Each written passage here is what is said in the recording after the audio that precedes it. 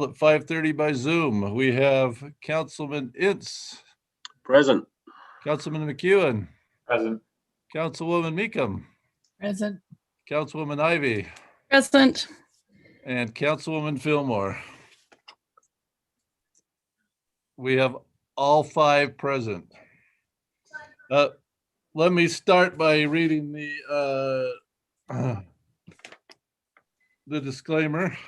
In accordance with Utah Code 52-4-2074 of the Utah Open and Public Meeting Act, I have determined that conducting an electronic meeting of the Centerville City Council with an anchor location presents a substantial risk to the health and safety of those who may be present at the anchor location.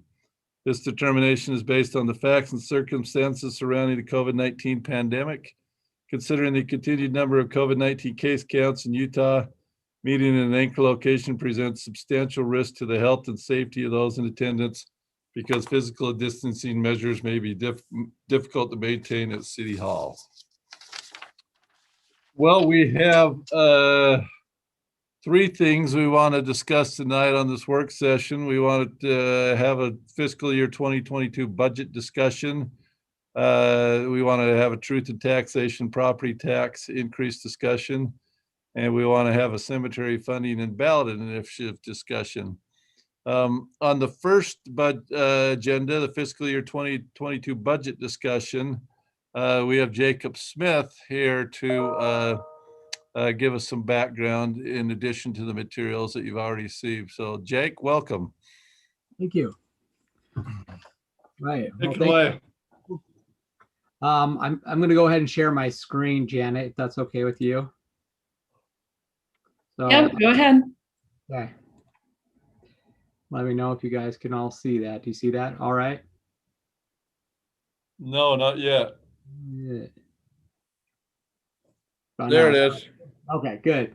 I want to share so you can see my arrow here. So what I want to do, and so, these slides are available as an attachment on the work session. So you guys can take a look at these all you want later and ask me more detailed questions. What I want to do is kind of give a general overview of where we're at financially with the budget. And the period that I'm taking is the year before we had our property tax increase, as well as the property tax increase to today and what we're forecasting for next year. Just kind of get a good idea. I'm hoping that by having this discussion, it will help frame the future discussions we have about the budget this year.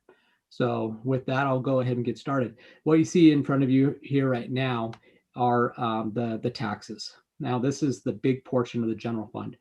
And you can see here that we have at the bottom, the blue, that's our property taxes. And I pointed out, you can see where that property tax is between FY 17 and 18. So it bumps up there. The big gray section is our sales tax. And then the next one up, you have your power in the orange. Gas is in red, green is telecom. And so you understand what telecom is, that's landlines, that's your phone lines, that's a CenturyLink. And then you have the yellow line, which is cable, Cat TV. So that would be your Comcast. So all these graphs are similar, they all look like this. So you can see a few things, at a glance, you can kind of see where we're at. You can see how things are increasing, how some things are staying stagnant, and how what percentage, what amount of that revenue it constitutes. Because obviously you can see here that the sales tax, that takes up the majority of our tax base. Let's see, your tax revenue. The next biggest would be your property tax. And if you kind of look at it, you can see that our franchise taxes up there at the top are almost the same as our property tax and how much we bring in. Now, these averages that I have on here are the average increase each year. If you were to do the average over each of the years. So Jake, I didn't understand that, if I may. Yeah, go ahead. You're saying the sum of all of the franchise taxes is almost equal to the property tax. Yeah, if you look at it, I mean, it's not quite as much, but you can see the width of that orange through yellow is pretty close to the blue. It especially was, if you look back at 2017, they're almost exactly the same. We brought in about the same amount in property tax as we did in franchise tax. So that's how the rest of these graphs are going to be. Just makes it an easy reference and an easy way to discuss and kind of see the trends and how things are working and how they relate to the other things inside of the budget.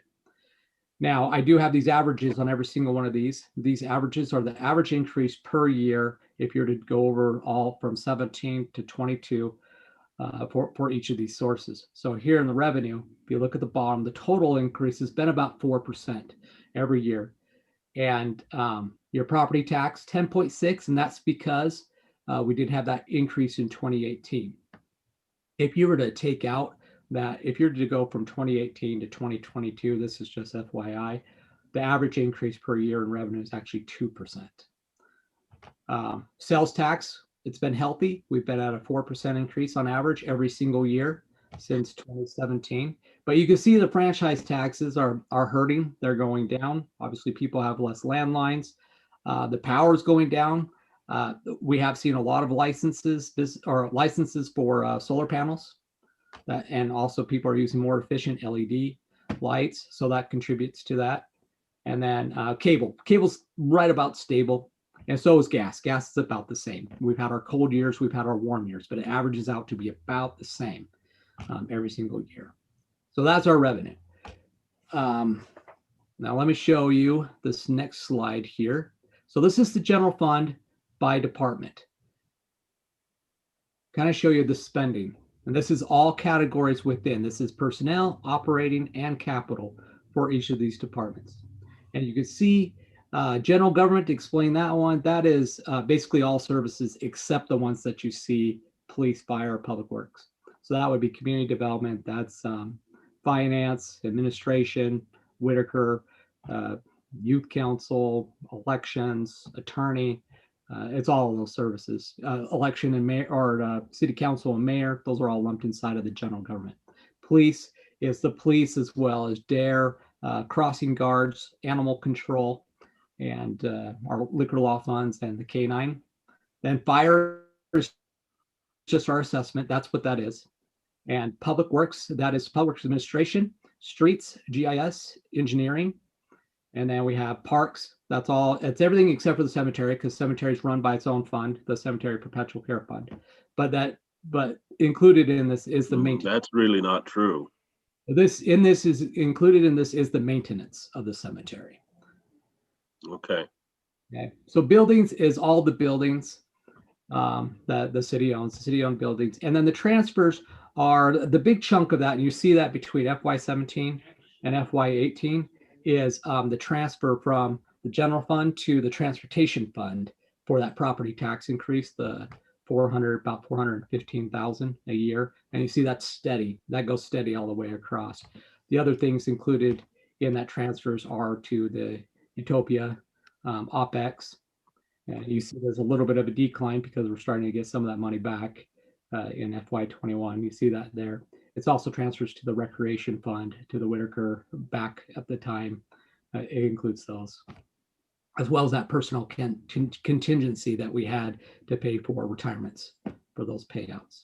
So that's what you have there. And so you can kind of see things were holding pretty steady. FY20, you start to see it increase. And we'll go into that a little bit more in depth, but you can see that increase is predominantly police, because that's a big majority of the budget, and it's kind of pushing all the numbers up. You see a little bit of an increase in parks as well this year and the next year, and those things can be explained as we go along. Fire actually has been pretty consistent in the amount that we pay. So overall, the general fund has increased by 4.9% in spending. The difference that we make up has been in the transfer from the RDA to the general fund for the homeless tax. So kind of making up that difference that they've been taking out of the sales tax. And also a big part are grants, mainly the clean air grant and the sale of fixed assets. And you'll see this later. A lot of this drive is capital. You don't see it as much because there's a sale of fixed asset and there's some offsetting with our operating. So to go into a little bit more detail, the next thing I did, it's another way to look at it, is the categories within the general fund. Just in general, breaking it out, you have blue is your personnel. We do have a lot of personnel costs. That's usually the case when it comes to the general fund. And then the next one you see there is your operations. And then the top line there, the gray, is your capital. And you see that on average, it's about 5%, 4.9%, matching the spending. So in capital, we've increased more than average. You're 6.5%. And right now I can tell you it's because we've been investing more in streets.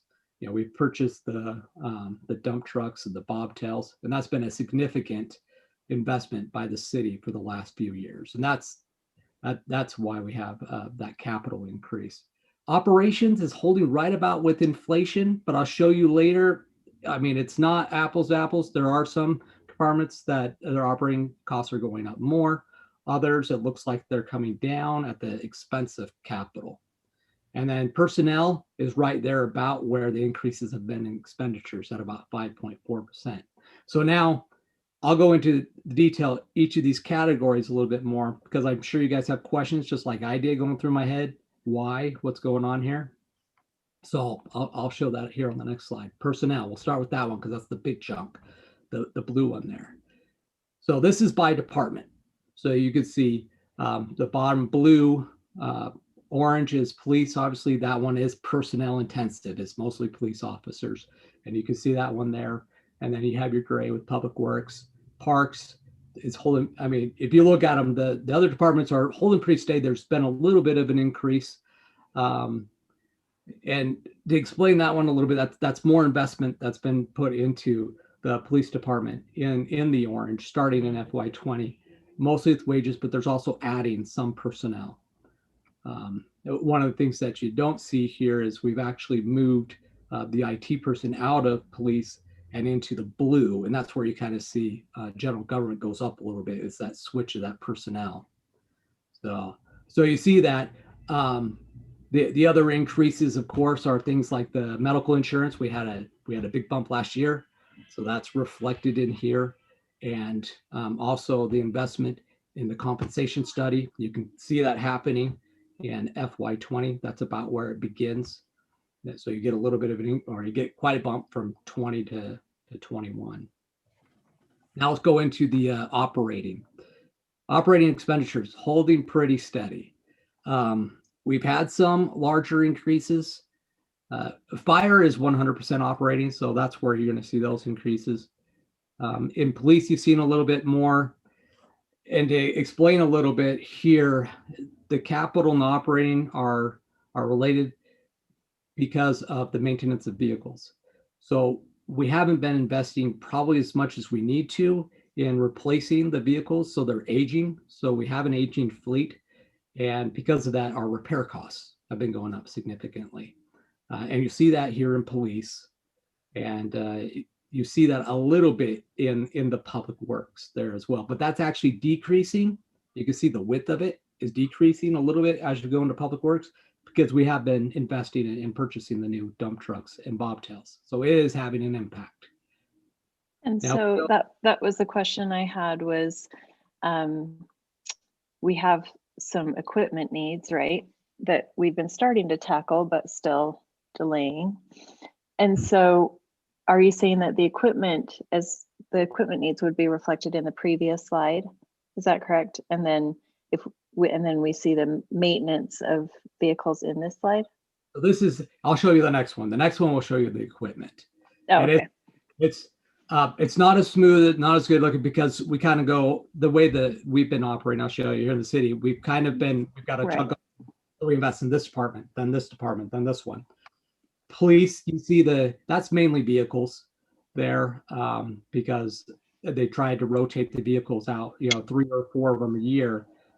The fleet has increased with the number of police officers that we have.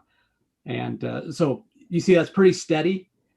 That looks okay, except for the fact that from FY17 to FY this next year, the cost for a vehicle has gone up 50%. So that's really not a good thing that it's holding steady right there. We're actually getting less. And you see there the investment in streets, in the public works, you see the big jump up, and it becomes pretty wide. So that's purchasing the new vehicles. It helps to have the Clean Air Act.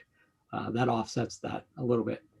You see in the parks there, the orange, we haven't invested a lot in the parks for the last couple of years, and now it's caught up.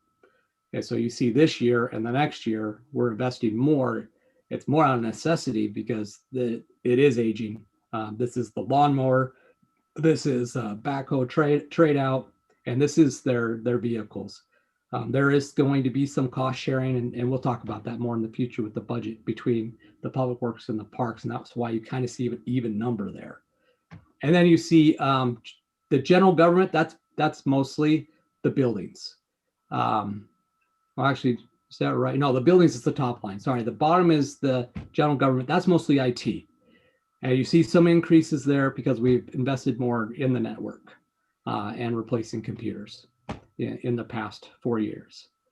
And then if you see the very top one, the buildings, that's gone up a little bit just because we have aging buildings and it's costing more to replace things.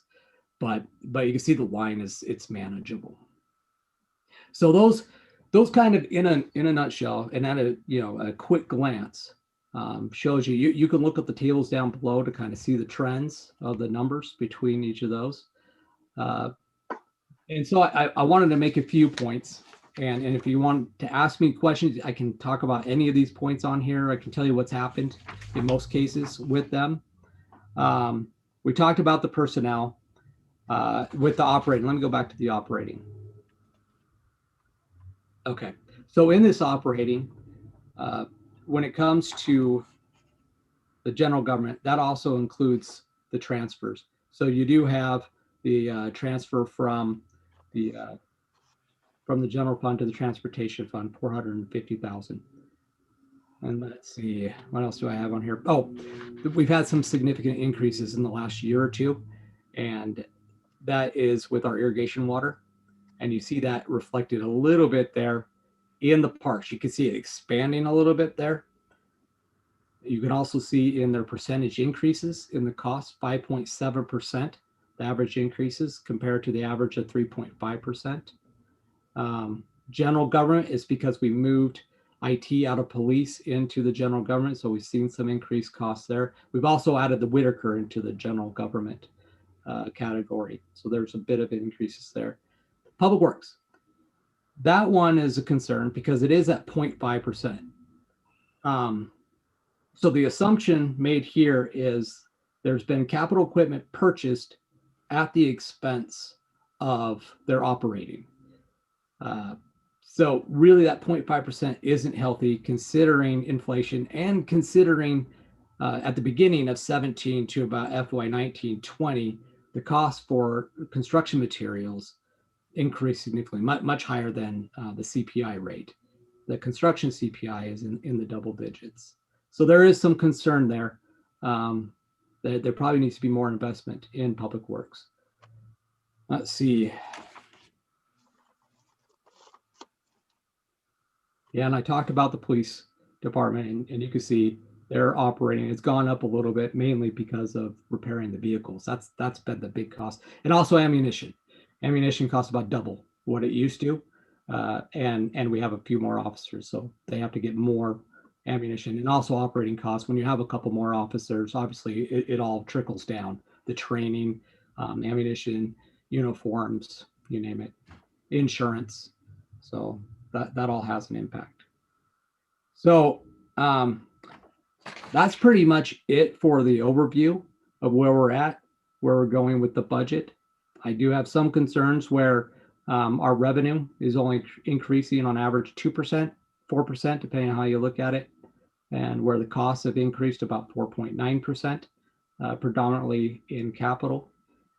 I mean, I open it up to all of you to discuss, ask me any questions that you have on this. Just an idea as we have our discussions in the future, service levels, priorities, just so you have a general idea where we're at. So with that, I'll turn it back over to you, Mayor.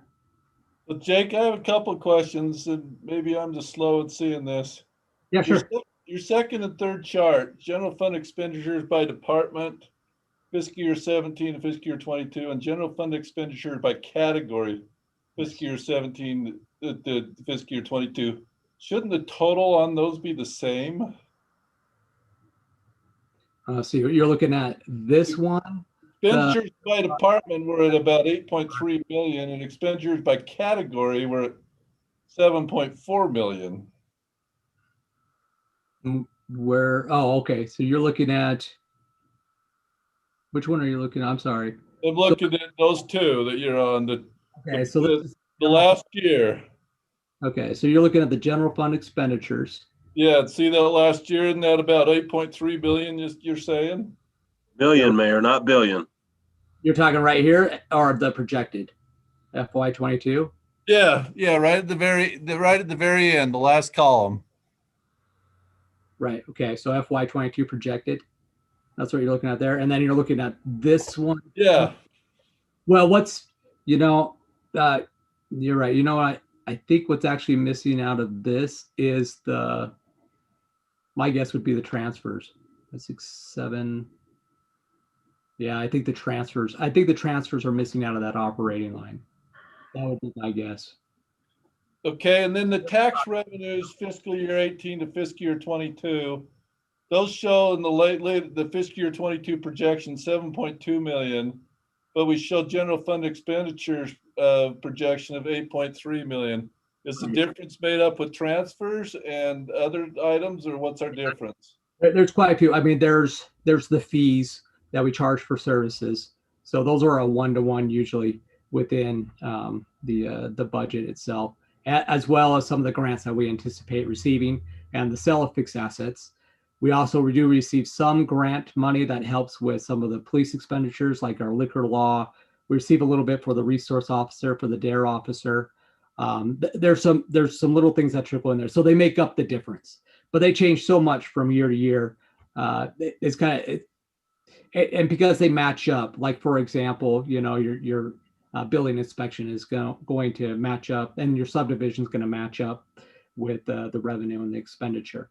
So these are more your general that are covered by the general fund, and I just included the taxes because this is really something that we have control over.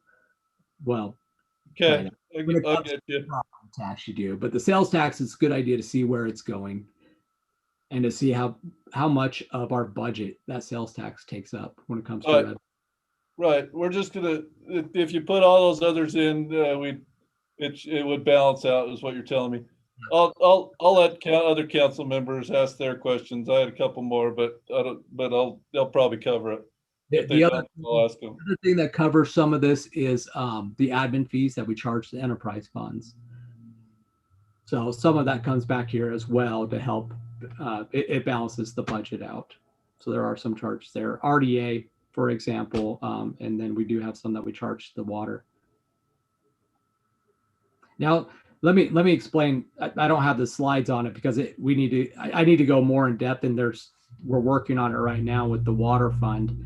The water fund right now, the revenue has increased a little bit. We stopped a couple years ago with the rate increases. So our revenues stayed pretty stagnant. Our operating costs have continued to go up. Recently, the big concern we have is that Weber Basin has increased their rates 30%. And that's reflected in the operating budget of the water fund. And so the amount that we have left over to cover our large capital projects like 400 East has shrunk over the years, over the last 3 years or so. And so the amount that we have to use is less and less. But Kevin and Mike, and I'll be looking over it as well with Brant, we're working on that fund, and there will be a discussion about matching that rate to get the revenue we need to cover expenses and whatever's on that capital list that Kevin and Mike are coming up with. So the water fund is a little bit of a concern. Know that's going to come here in future work sessions and city council meetings for discussion, figure out what to do with that fund. Sanitation fund is healthy. It's usually a 1-to-1. It's pretty simple. If you remember, we did increase the rates for the sanitation fund. We didn't quite increase it enough to cover the expenses. So we will be dipping into the fund balance there, but the fund balance is healthy. We're probably okay this year, but at some point, maybe in the next year or the year after, we'll probably need to look at a rate increase for that one. It'll probably coincide with the same time that we renew our fees with ACE, with the contract with ACE, or if we go after RFP. The drainage fund is healthy. The operating expenses have kept pretty steady. As you know, it was a pay-as-you-go type of scenario for the projects that we had. And so it's still looking good. Of all of our funds, that's probably one of the enterprise funds. That's the healthiest. So there's not much concern, but you'll see that budget here in the future, but we probably won't have to have too much discussion on that one. So heads up. Okay. Council, do you guys have any questions for Jake on this?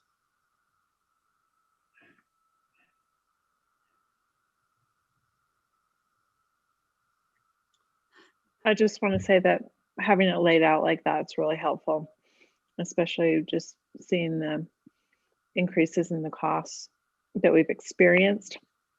And then also, being realistic about trying to project into the future what those continued increases will be, such as anything to do with construction and water and other things that you've mentioned. Really important for us to keep in mind. Right. And I don't need to tell all of you this, but you all understand how inflation eats at the real value of the dollar and our buying power. And so when things are holding steady on that line, we're actually able to do less with the amount of money that's in those. You always want to see a little bit of a 2 to 3% increase in those lines to know that we're keeping the service levels about the same. I mean, obviously there's some things that change. There's things that go up and down depending on renewal of contracts, changing of services. Maybe if you could just review for me really quickly, how much of the needed equipment, things that we've identified as needed and that we're in agreement about that we've put off in purchasing. Have we started to get? So if we start with works, you remember, I think it was 2 years ago, we had the discussion, Randy was there, he showed you the replacement plan for each of the vehicles, and it was averaging about 2 vehicles. The difficult thing about that with streets is it's usually one expensive one and then a crew truck each year. So those trucks, the expensive ones, if we can keep getting these types of grants, are going to average us, 140, 150,000 a year. And then you get your crew truck.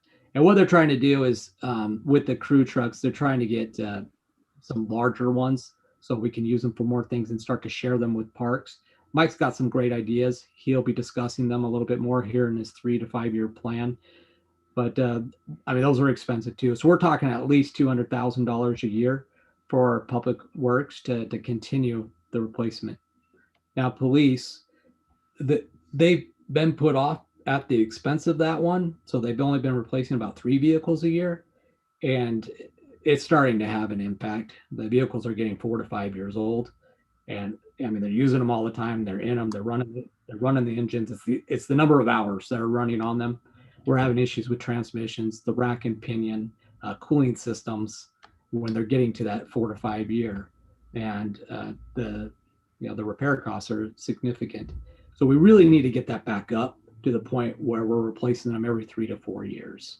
Yeah, I guess what I'm looking for, and we don't have to have it tonight, but just a approximation of if we were really fulfilling what we think are the reasonable desires / needs of the departments as a whole, this is what that would add to the budget per year. And just like on average, right? Yeah, at the next work session, I will have for you that list that we make each year that has all the requests for capital equipment. And it's my opinion that everything that they've requested is needed. There's not a whole lot of fluff in there. You'll get to see what that amount is at the next work session. And we'll talk about this more later, the calendar, we'll have half of the directors there to also talk about their budgets. And they can talk about some of these needs as well. The immediate next year and their 3 to 5 year projections.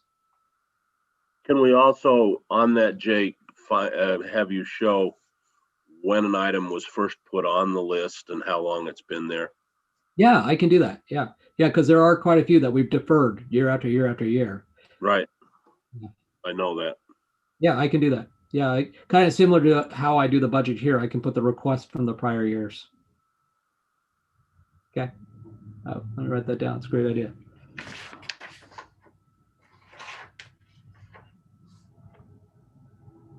Anything else on that? I would just note that from fiscal year 17 to 20, general fund personnel expenditures stayed around 4 million. We have them fiscal year 22 projected up to 5. Even though the biggest increases in police percentage wise, it's around 75 to it's around 20 to 25% each department. So just percentage wise, it's comparable is just what I wanted to point out. So. Okay, so if there's no further questions, then Jake, yet we have in here in the agenda that basic budget calendar, and that leads into what is our budget calendar, and then leading into the truth and taxation discussion as well too. So you want to go there? Yeah. And so the calendar is pretty simple. It's all in the background information for this item discussion. Basically, the next 2 work sessions, we will have the department heads come out and present their budgets. Between now and then, we'll be working with each of them to come with a consensus and a balanced budget to bring to you, hopefully by that time, by the next work session. So we'll have the April, let's see, what is it? Yeah, the March one as well as the April 6th will be work sessions. And then the one that we have after that, we'll have our kind of our final discussion of the tentative, get that tentative put together, go over priorities, and more budget discussions. We'll present the tentative budget the first meeting in May, and then we'll plan on having another work session the next week after that, the 3rd week in May, to go over the final. And by then we should have all the revenue numbers that we need, and everything should be pretty finalized when it comes to that. We'll have the public hearing, and of course Lisa and Janet and I will be working on the noticing on all of that, but we'll have our first public hearing on all the different resolutions that we need to make, the first meeting in June. At that time, I will also bring to you amendments to this year's budget, so we can keep that in balance, and any changes that we've had between the last amendment we had till June. And then, of course, if we need be, as the practice of this council, we'll have the meeting the third Tuesday in June to pass the budget. And we could talk about if we need to modify that calendar about truth and taxation after we have this next discussion. Okay, thank you. That leads into truth and taxation. I'll turn it over to Brandon in a second.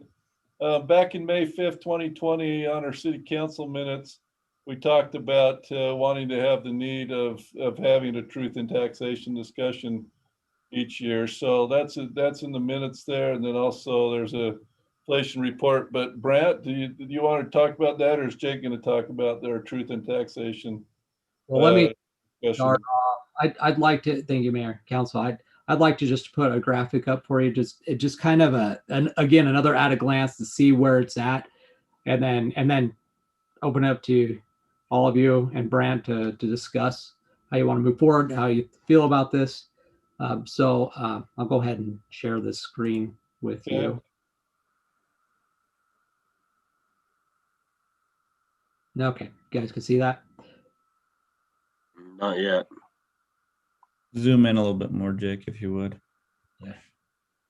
How's that? Better. There was a title on that one, but okay. So this is the history of the property tax rate for the city. You can from 2003 until the present, and you can see the property tax increase from the 0.000983 up to the 0.001354, and then what's kind of happened since that time. I thought it would be helpful to know what the inflation rate has been from 2016 to 2020, so you can kind of see how that compares to the rate. So, and the estimated for this next year is about 1.8%. So with that, I mean, at a glance, you can kind of see where it dipped down, it's come up with the property tax increase, and it's coming back down again. We're almost to the 2011 level again with the tax rate. So I'll leave that, open it up for all of you. The 1.76, I'm sorry, is really a joke, especially when you consider construction and equipment and anything like that. I agree. And so, you know, these come off of the Western states CPI, and it's December to December are what these inflation rates are coming from.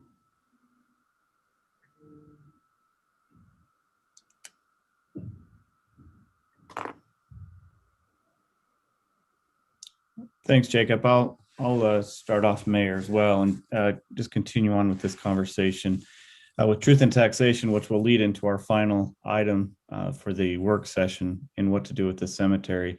A couple of things we just need to know the direction council would like to go with the truth and taxation this year. Whether it includes the cemetery or doesn't include the cemetery, I'll propose that how we proceed with the cemetery, I suspect a truth and taxation may not occur until next fiscal year, 2023, especially if we propose, proceed with the ballot proposition model. We need to wait for the results of the election in November. So if we have a truth and taxation this year, it needs to occur prior to September, which we would more likely schedule that no later than August for truth and taxation to occur. I know there's been some desire to have a truth and taxation every year to keep up with inflation or CPI. And so that this time we're just looking for direction from council on what to do with truth and taxation. Based on, I think, what Jacob has shared with us regarding our budget, give some insight into some of the challenges we have with equipment and other areas. So, a modest increase every year would definitely be welcomed. And property tax is the far more stable revenue source for a city. Sales tax can waver, as we've seen in 2009, 2010, but property tax is constant, and it makes it more efficient to run a city with a more stable property tax. But nonetheless, that's the direction we're looking for. And of course, this would lead into that conversation with the cemetery. And if we are looking for a truth and taxation this year to support the cemetery or delay that till next year, we'll also be looking for direction there as well.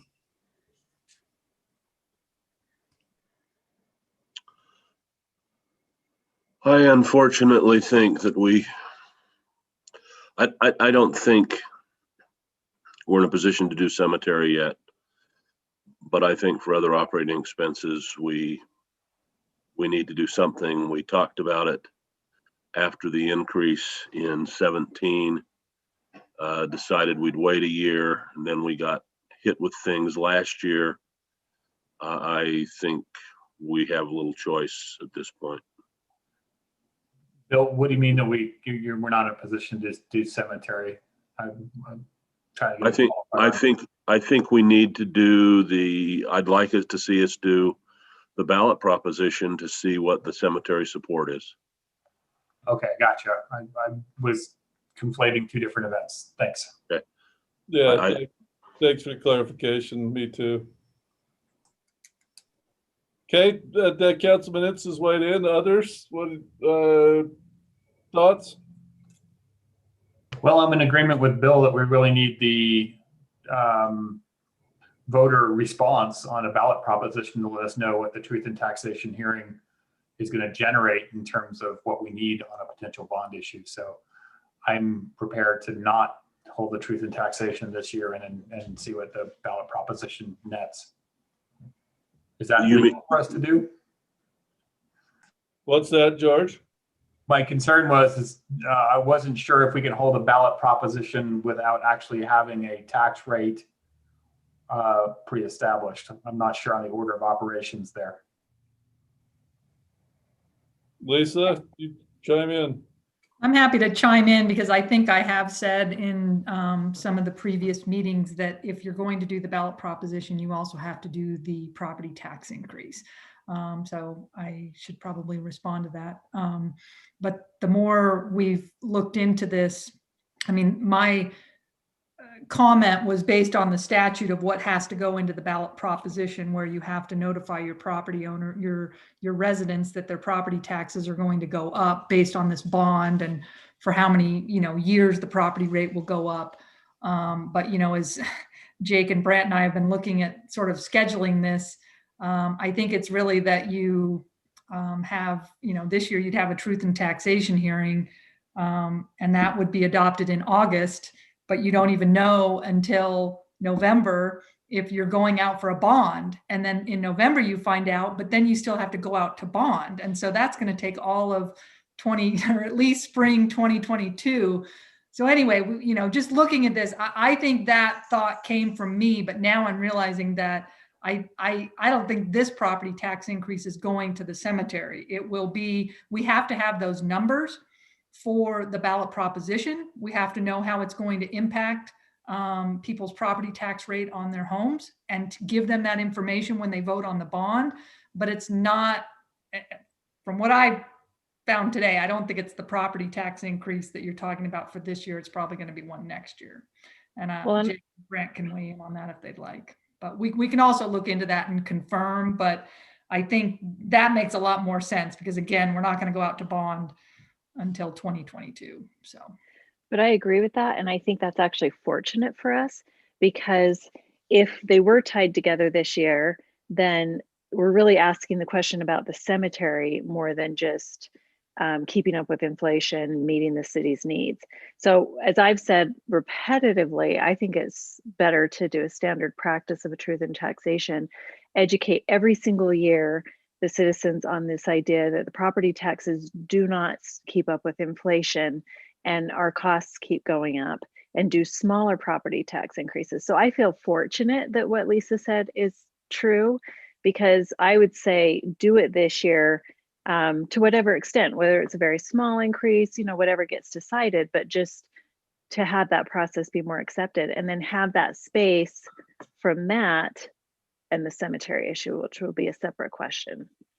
Yeah, and I think that's really, I guess my opinion today is that's the question for the council. You can still do a truth in taxation, but it would be for other reasons. And then next year we'll do another truth in taxation if the ballot proposition passes. Because if the cemetery, if we find out that there's not a favorable, vote for the cemetery, that's fine. We just want to know. But then we lose the opportunity to meet the needs of the city on the other issue. So I'm glad they're two separate issues, if that's how I'm understanding it. So Tammy, and adding a little bit more to what you were saying, we talked about this last year, and I did say, yes, if we get into the next year, I would have no problem in doing a truth and taxation hearing. So I'm just going to make sure that it's clear. I don't have a problem doing that. We need to just make sure we understand what amount and what stated purposes are for that hearing. But I'm in support of having one. I just didn't want it to tie to a cart horse problem with the cemetery. So since we're establishing those are two separate issues, I'm fine proceeding on both fronts, independent. Anytime you do a truth in taxation, you want to make a statement of why you're doing it, right? And so if we have one this year, would be for a cause, whether it's equipment or whatever it might be, to make sure the community is informed. But that would be the argument exactly as stated. Those are two separate issues. If the direction of council would want to proceed with the cemetery without the vote, and the direction was now to start proposing a cemetery, then that's a different discussion. But I think this year's truth in taxation is just to keep up with their equipment needs. Give you one example that I see as being challenging, and going back to what Jacob stated about our aging fleet, is our police department vehicles. Currently, as we have in the budget right now, potentially three vehicles being replaced next year. That's a terrible, turnover that we have with even just our police department fleet. If we have even 20 vehicles, that's being replaced one every 6 to 7 years. But we have about 23 or 24, Jacob. I don't know if you know exact number, but we're looking at one every 8 years. That's quite a long time for a police vehicle with the many hours they put on them. So I am concerned, and I think we should be replacing 5 vehicles a year, but we just can't keep up with that with our demands in the other departments. So what I'm hearing so far from Councilman Ince, Councilman McEwen, Councilman Fillmore, looking to maybe to do a truth and taxation this year for maybe our capital expenditure needs. And then obviously that would relate to the cemetery. So is that the direction I'm hearing, that you want to give staff the direction to move forward to doing a truth and taxation? And when would it be, Brandon? August, you said? So it's no later than August, Lisa can confirm, or no later than September. This is one of those items where we could put it together prior to even with the fiscal year budget approval. I mean, we could have these discussions in June if we so choose. I think It's that's the entirely- better way to get people involved and get the whole thing done in that time frame. Yeah, and I'm not opposed to that. In fact, part of my original calendar was the truth and taxation public hearing sometime in June. Yeah, and I think you do have to know by June. I think staff's opinion is and request is, as soon as you know, let us get started on this. Because again, we've done one of these in our career. That was 2017. The statutes have changed in 2019. So it'll be a slightly different process, but we'll want to get going on that, because in June is when you do have to decide and say, okay, we're going to adopt this budget as a tentative, and then, let the county know. But there's a lot of noticing that has to go on, because the county notices go out in July. So anyway, I was kind of talking with Jake, and hopefully by April you can let us know. But if you can let us know tonight, that's Well, fine. not only the legal noticing, but the educating of the public. So I think we did that very successfully last time, and I'd want us to look back on what we did and review that and follow that model. But I think we should decide as a council to kind of the principle that we're approaching it by. And I don't know if we need to decide this tonight, but I think it really is tied to the education / PR campaign about it. And that is, are we basically, Jake's little graph right there says it all. Okay, it's just kind of that simple, that the rate is going to do this and decrease in value. So not only is it not keeping up with inflation, the rate's actually decreasing to keep it a solid dollar amount. And so if you overlaid on that the actual inflation growth, right? So because it was really good to be able to say, oh, now we're back at 2011 levels, and what has inflation done since 2011? Anyway, that tells the whole story. But my point is I think we should probably decide what framework we're telling the story from, and that is, look what we've done. We let it go for a few years and then we have to catch up. Or do we want to tell the story from the perspective of, we think maybe it's smarter to just do this as sort of like a COLA increase, I mean, we just maybe want to do it so that we're not having to do 40% at a time, and start educating our citizenry to expect that as a normal part of just keeping up with inflation. And I know that some cities approach it that way, and then it becomes less of a political issue, which I think is always more healthy. I can get behind that. My concern, and this is why I say I think we should give staff direction tonight to proceed with all haste. I want to put as much distance between a truth and taxation hearing and a bond ballot initiative as possible. I don't want to see that as, and another thing, we want money for this. I prefer those to be as separated in time as we can get them. Otherwise, I'm worried we'll jeopardize one because of the other. Yeah, that's smart. Oh, I hate to be the naysayer. When we increased the taxes before, I really thought a little bit every year might be the best thing to do. I just don't feel like I can do it this year. The federal government is sending out stimulus. The state is cutting back.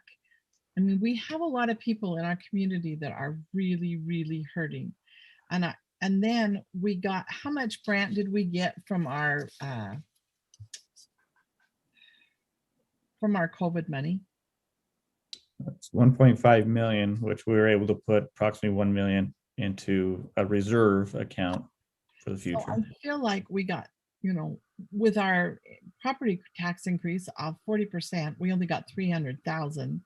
With our COVID money, we've been able to do a lot of things that we never would have been able to do without. And so I feel like we filled in some of the gaps that we were missing, that we talked about in the previous years, that we really needed to redo this, or City Hall really needed this, or I feel like we've taken, we're in a lot better place now. We've done a lot of things, plus we have a better reserve. And then we're saying, but COVID's hurt everybody, and yet we're gonna turn around and raise taxes. I just don't think this is the year to do that to people. I think people are under so much stress that that's going to be the breaking point. I'm not going to be able to support a tax increase this year. Mayor, if I could just clarify, with the COVID money, Councilmember Meekum, I do appreciate what you're stating, and now we're finally at the point where we have a healthier reserve. We're still not even at the max, though. Our reserve is healthy. But we're so much better off than we were. And we would have only, if we raised taxes 40%, we'd have only got $300,000, and we've got $1.5 million. And now we're coming back and going, oh, but we even need more. But we're at a point that it's our ongoing expenses, which is different, and we can't draw, using those funds potentially for vehicles is acceptable, but at this point, our reserve is not healthy enough to even draw on that for one-time expenses. But what we're looking at is our ongoing budget. And as Jacob had mentioned, our budget is what it is. It's pretty flat now at this point. In fact, we're the proposal from myself to staff now is we're going to start developing 3 to 5 year budgets. So hopefully we can start staggering equipment a little bit better, because our revenues just are pretty stagnant overall. Our budget is what our budget is. We don't have the growth that our neighboring communities have, that we get to see some added revenues or funds coming in. But we are at that place where we are trying to decide which equipment goes forward and which equipment doesn't. And so the only way for a city to maintain its level of service with rising cost of inflation is for us to also increase our revenues. And the only thing we have control over is our property tax as a city. And I'm not arguing for or against a property tax, just again, giving some information to help with the discussion. I realize that. And like I said, I can see both sides. Just don't feel like this is the year that we go after the people. And like I said, we have got our COVID money, our sales tax is up. I just don't feel like it's something I can do this year with the people. Well, Robin, let me just point out, though, that this is procedural as much as anything else, right? You have to go through this process in order to even consider the question. You can't just suddenly decide you're going to have one. It doesn't mean that because you held a truth and taxation hearing, you need to hit the maximum rate that you can. You may opt for something lower, something or nothing. But I think the problem is we don't get it on the calendar, and to Tammy's point, at least get it into our operating procedures as a city. It's going to be very hard for us in a year where you would say that we're not as flush with cash if we haven't started this exercise in putting it forward from a parliamentary standpoint. I think we really need to do it. As to the amount, I think that's still very much a subject of debate, and it may end up being nothing, and that's okay. But if you don't have the hearing, you can't actually really address that question in full. Also, I want to point $300,000 is quite a bit. That's 6 police cars, 6 police cars fully equipped. I mean, $300,000 increase that you discussed previously is quite a bit for an ongoing expense. Yeah, but that's also 40% on a home, so that's a huge expense. So to being sensitive to Robin's point, it's tough to come up with those numbers. I don't remember the 40% of hours, and I don't remember the numbers that well. The 40% of hours in 2017 was $120 on the average home in town. Now, $120 is $120, and I understand that. But the majority of the tax increase is at the county and other levels. And what we have taken is a pittance, and we're still on an inflation adjusted basis. if you go back and compare us to 2000 or 1995, we're taking less money now than we took then, and trying to do more. And on top of that, we have Utopia, which continues to ratchet up every year. So Robin, are you opposed to even holding the hearing because of the way it looks, or would you want to hold the hearing and then really talk about what the realities are on numbers? I'm not big on the hearing. I think we're just putting out a wrong, like I said, everybody else is rebating, stimulusing, and we're like, oh, we're going to raise your taxes. I just can't feel good about it. So no, I probably wouldn't vote for the taxation this year. And it's not even, I don't even think it's how it looks, it's how it feels. It's how our citizens are going to feel saying, wow, the feds think we're suffering, the state thinks we're suffering, and the city thinks, oh, good, you're getting money from somewhere else, let's take it from you. I just don't see. I don't know, I'm still gonna file my taxes. I'm sure they're gonna ask for a lot of that stimulus money right back. I'm not sure that they were gonna give that to me free and clear. I don't know. I think but the citizens also are asking us to maintain services. They want a high level of service, and that costs money. I don't think it's unfair to say our costs are going up. Yeah, I think that's an important point, and something I was going to add is Brant made the point that this is really just to even maintain current services, right? And guys, we've talked a lot about property values and home costs in Centerville, and the feedback that I get is people are paying top dollar to live in this city, and they would like their city's services, their city public spaces, their city parks, et cetera, to be top dollar as well, to match what they're investing into their home. And so that is not to be insensitive to anyone who's struggling or on a fixed budget. We absolutely need to be sensitive. But if we're talking even just at the bare minimum, trying to keep services to the level that they're at, and if we don't do this, possibly seeing them decrease, I don't think that's acceptable to our citizens as a whole. There's going to be individual stories that are different, but the feedback that I get is, wow, look at that park improvement. I have never once heard someone say, what did that park improvement cost the city? I've heard, do that to the other parks too. That's amazing. We love it. We're there every week, et cetera, right? I have heard what has that cost the city and how long will we be paying for it. And I realize there are people moving into Centerville who are paying top dollar right now, but I know that that's only been in the last few years. That is not the bulk of the citizens. There are a lot of people who moved into Centerville long before the housing market spiked, and they don't have necessarily that income. And I think being sensitive to that is not just saying, oh, we know you're here too, and maybe you need to move.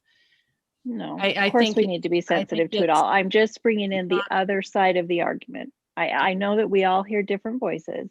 I'm just bringing in the other side of the argument. And I wouldn't in a year like this year argue to add additional for those services, but I do hear requests for that. So I just want us to remember that there are different voices in the city.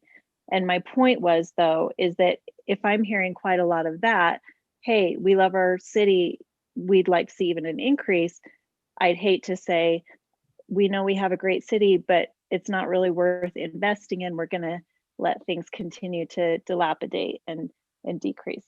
I just want us to be careful with that. I mean, the one thing that Brant's talked about on a couple of occasions tonight is the issue with police cars. What does Paul do when he doesn't have enough cars to cover officers? Or what happens when an officer's in a car that goes down in the middle of a call? Yeah, we only have 2 reserve vehicles. We're going to need more of those if we continue to have an aging fleet. And there's, and the aging fleet is an issue on its own. We're probably better off with more newer vehicles, but we don't get newer vehicles for nothing. And can I say one thing about the property tax increase, just to remind the council and mayor what it was used for? We actually received $415,000 in extra revenue in those property taxes, and 100% of it is transferred to the transportation fund to pay for our streets, for that master plan that was proposed by Kevin back then. And so with inflation, it's actually the buying power of that, instead of being 415, if you were back in that day, it's now about 360. So it's eroded a little bit what we can do with actually it's probably even more than that, because I'm just talking about inflation. I'm not talking about construction inflation. So it's Yeah. actually the buying power, that's probably about half of what it was when we did the initial property tax increase. And I will say that master plan was modest. Yeah. Still. What, the replacement plan? And Kevin and Randy have argued that they're about $1 million short a year still just to maintain where they need to be. And there might be, if time, 15, 20 years from now, we'll need to bond and replace a bunch of roads all at once because we're not keeping up with our roads as well. Councilmember Ants, I do want to go back to the one comment you had made regarding how much a property tax increases Centerville City compared to the rest of the bill. While we were chatting, I looked up a random council member's house, and they pay $22.88 a year in property taxes, and $219 goes to the city. Just to give you some idea of how much a portion of the property taxes goes to the Centerville City. Yeah, and so if you take that number and you think about a 40% increase 4 years ago, 40% of that 200 and what did you say, $220? Yeah. You know, that's the $120 that I threw out. That's what the average impact on people in the city was of the property tax increase. And you It's divide not that that by it- 12, and Yeah. you divide that by 12, and it's $20 a month. Sorry. No, it's $10 a month. $10 a month. You're right. And so, I mean, these are services that are paying for, you're paying $220 a year for your streets, your parks, and it's a heck of a deal. We're definitely being subsidized by sales tax to provide the services we offer, but sales tax is not changing. In fact, that's one of the greatest concerns today is every city is competing for that dollar. And so we have Farmington Station come in. It's a matter of time before Bountiful maybe finds it. We're always in possibility of losing that sales tax dollar to another city because of their development. Luckily, we have Walmarts and Targets that are a little bit more of a staple and nothing fancy that can come and go, but it's still a concern. I've got a question that I'm not sure this is going to help Stephanie and Robin move towards this, but let me ask this question. What abatement capability does the mayor have for city property taxes? Is there any procedure that allows? Because Tammy's right, there are going to be stories. And I hope that $100 or $200 isn't going to push somebody out of their home. But if that's a situation that's real, what authority do we have inside the legislative body to create abatements in those situations? My recollection is when we looked at it 4 years ago, virtually nothing. I think that's done at the county level. Yeah, I'd agree with that. I also want to go back to the comment to try and separate the truth and taxation property tax increase from the ballot proposition. And I just want you going in eyes open. There's not going to be any distance, because if you're going for the truth and taxation, you'll be having those hearings in August. And if you go for a ballot proposition, the first thing on the list is to adopt a resolution, which must be adopted by August. So you will be handling these pretty much at the same time. There's a little distance, it's not much. You can start the education process, but I think you just have to be upfront with the people. It's a tough year, and if you're going for both, just be upfront. We absolutely have to be upfront. I don't think anybody's saying anything else. We can't do a cemetery. We cannot continue to provide cemetery services to new patrons without some significant increase, period. That's the end of the conversation. Do you want it or do you not? Well, I think That's pretty straightforward. I agree with Councilman Ince. And whether we do the truth and taxation in June or August, the vote's just right around the corner on the ballot initiative. So what I'm hearing, I mean, we're having a good discussion there, but what I'm hearing is that it appears that 3 of the 5 would like to have a truth and taxation discussion, at least. Is that the direction we're giving staff going forward? Were you saying discussion or schedule a hearing? I think schedule a hearing is where we're at. Sorry, I do. schedule a hearing, yes. I guess one thing, if I may, that I'd like to remind Robin and Stephanie is we said we were going to do it last year. And to some degree, I at least cited because of the difficulties of the COVID year with not doing it. Yeah, I know there are people who've been hurt and hurt badly. But I think at this point, we really have a responsibility to. And I'd encourage everybody to think about it. And again, the reason that we got to a place where we had to do a 40% was councils year after year after year after year. There's always a reason not to do it. And I don't want to be that council. Yep, it's not necessarily the popular thing, but it is the responsible thing to do. So I have to concur that that's why I'm willing to look at it, and we can look at those amounts very carefully and make sure that they are justified. But I don't see any way around having that discussion.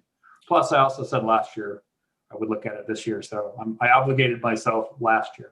So Tammy, you didn't point that out again, but you could have, because you helped me do that last year. Mr. Mayor, so the question I would have for direction for us is percentage. Are we open to that as we prepare the budget? Some direction on a percentage would change how we approach this budget as we prepare it, as we present it to you as well. It could add different equipment or whatever the direction is. We're talking about equipment for a specific department. This is where it gets maybe a little bit more complicated in where we proceed with this Truth and Taxation meeting. Or do we want to hold off and we prepare the budget as staff and we present our budget in the next two meetings, and that's where council can give some indication. Again, we're delaying it much longer than I'd hoped, because creating the material now with the amount and what that means and what it goes to potentially should have happened last month. So we're a little late as far as getting that information out, particularly if we're trying to hit the June timeframe or late May. So coming up to with the percentage right now, it's going to be a discussion for a bit, and I know that we don't want to hold you up as well either. So I was thinking, that in these next couple of work sessions, we get a better feel. But if you'd like a percentage now, then I'm open to discussing it. Well, let me give you an idea. If you were to do a 5% increase, that would generate 70,000, which would pay almost for 2 police vehicles. That's kind of the numbers at 5%. If you do 10, that would cover a dump truck or heavy equipment. One. I would, my view, I'm not sure that to some degree, I agree with what Tammy has said, that we should be doing it every year. On the other hand, I'm not sure that I like the thought of doing it every year, that I wouldn't rather do it every other year and do just a little bit more. And since it's been 4 years, my inclination is we start at 10%.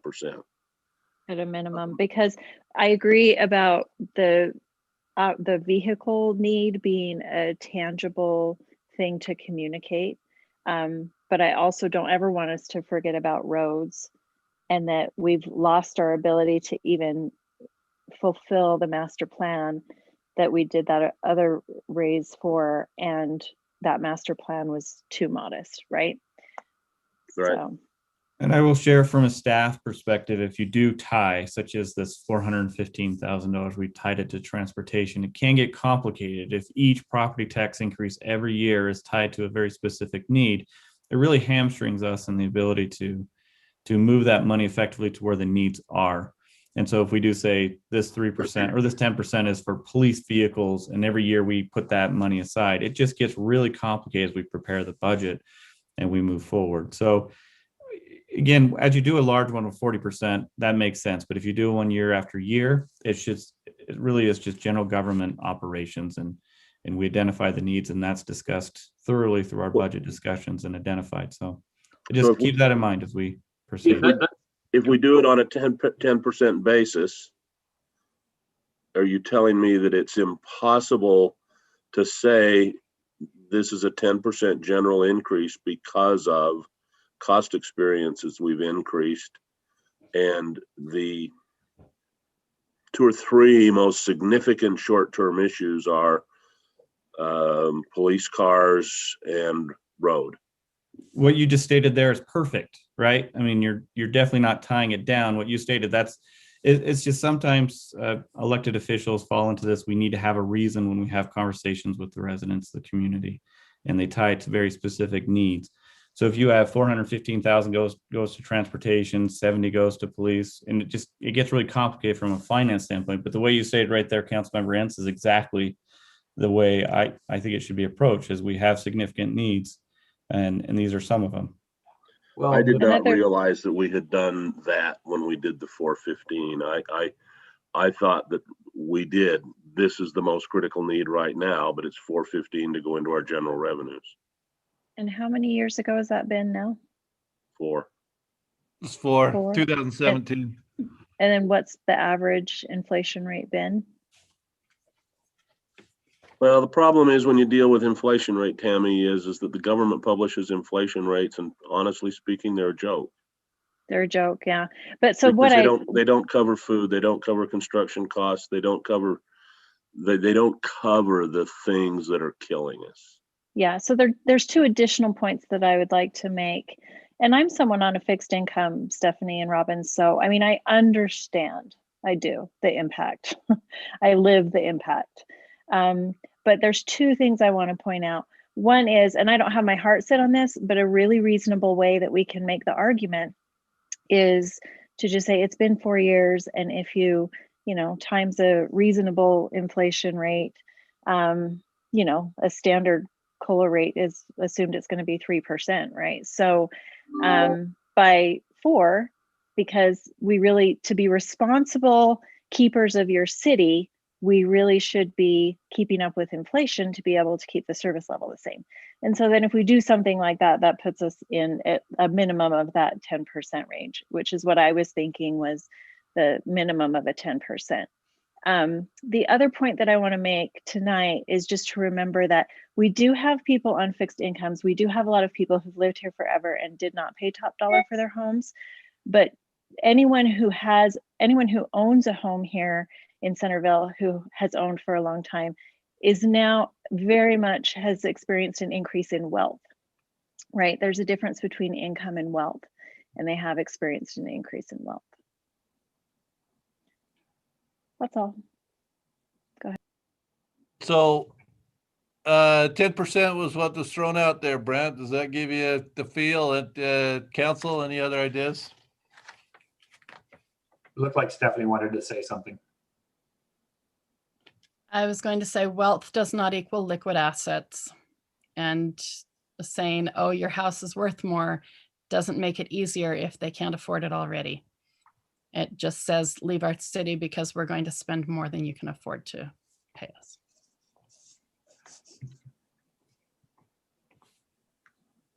And that might be me.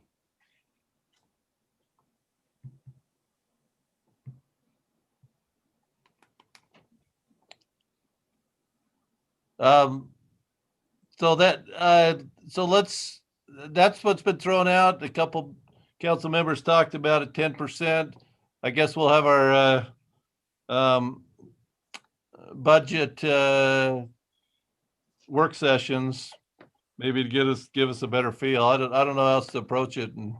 Well, Mr. Mayor, what I'll propose, and Jacob, you can confirm or go against what I'm suggesting. That is, we will prepare the budget with a potential 10% property tax increase. What we'll set aside is what we'll be able to fund if there's 10%. If there is no 10%, then we won't be able to fund those. And that will give council an idea of what items can be funded with that 10%. Does that work, Jacob? It's going to complicate it significantly by saying if 10% leaves you at, say, 2.5 police cars or 3 police cars and half a dump truck, just find a number that rounds up to an even acquisition. All right, 63 sounds good. Well, no, I'm saying if it's 11.2% gets you 4 full capital expenditure items, bring that number back. Will do. And I when think Thank you. the hard thing with that is you're pitting the council against the police. So how do you choose? Well, it will bring 3 police cars, or it will bring a dump truck, or it will bring play equipment for the park. But so you bring one of those things to us and say, okay, if you don't give us this, then there's 3 police cars we can't have. Then that looks like the council's attacking the police department by not giving them their 3 police cars. I So I I would don't like disagree with that. idea. I disagree with that, Councilor Meekum. I don't think it's pitting. I think the staff fully understands the political challenges of doing a truth in taxation. I don't think they'll be thinking you're pitted against them in terms of you don't want these vehicles or against the police department. These are needs. They know we've already gone through the budget. We'll be meeting with the staff next week to say, look, here's where we are. Here's what we had to cut to balance the budget. They're aware of these. This is what is available to them. Proposing a 10%, yeah, it's challenging, and I don't think they'll feel council doesn't support us because they won't do a truth in taxation. I think we all get that's a challenging decision. But that's the political cost as we go forward, and the decisions we have to make is what gets cut and what doesn't as we make these challenging decisions. And I hate to say this now, and I know it sounds, I don't want to sound mean, but I think we need to be careful. I agree with what everybody said, and I agree we need more money. So I think it's a hard year to do it in, but it isn't that I don't agree. We need the police, we need the streets. The people in Centerville do want the quality of life they've had. So I agree with all of that. But then when we have a piece of property, maybe we need to be more careful and be putting a restaurant or a store or something that's going to increase our sales tax. So I think we Of a need bank. about what we're bringing into our city and how it's going to pay us back. Because I think maybe everything we're doing isn't to that means, and we need to be more careful when we have something that we really had control of. We gave up something that could have brought us in some really good sales tax that won't bring us in any sales tax. So I know that's not the time to throw that in, but as I hear this and I hear how bad we need the money and how other towns are getting their sales tax, and then I think we're not getting our sales tax because we're not drawing in the type of businesses that will give us our sales tax. That's a good point, and that's a discussion that we can't take on tonight, but I would have to say we have to open some areas for some more sales tax money if that's the case. So, so Obvious. Jake? I don't know if it's obvious, but I think what Robin's referring to is the bank. The problem is we've had property sitting vacant, deteriorating for a year. How long do you leave it?